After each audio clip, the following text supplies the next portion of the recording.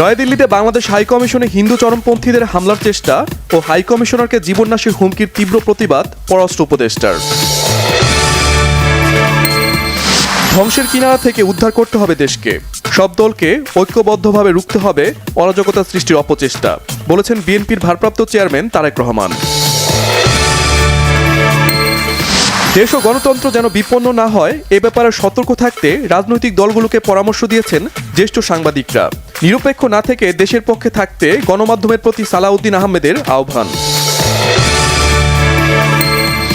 হাদির খুনিদেরকে ধরতে সরকারের নেওয়া পদক্ষেপ সন্তোষজনক নয়, বলেছেন জামায়াতে আমির ডাক্তার শফিকুর রহমান। দিল্লির আধিপত্যবাদীদের খুশি করতেই ওসমান হাদি হত্যা, মিয়া গোলাম পরোয়ারের মন্তব্য।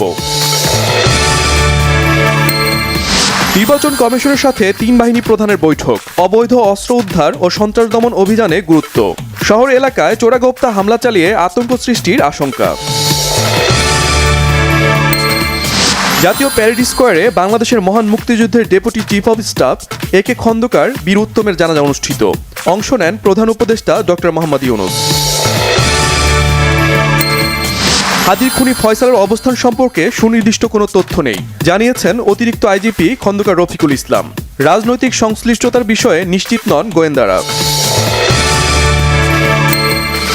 ভেনিজুয়েলার উপকূলে আবারও হানা দিয়ে আরেকটি তেলবাহী জাহাজ নিয়ে গেছে মার্কিন বাহিনী। পেন্টাগনের নির্দেশনায় সেঞ্চুরিজ নামে জাহাজটি জব্দ করেছে মার্কিন কোস্টগার্ড।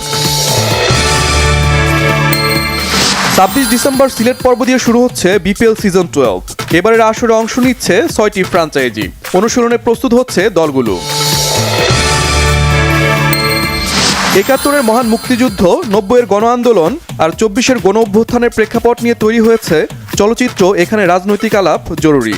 ছবিটির সহ-প্রযোজক শ্যামল বাংলা মিডিয়া লিমিটেড।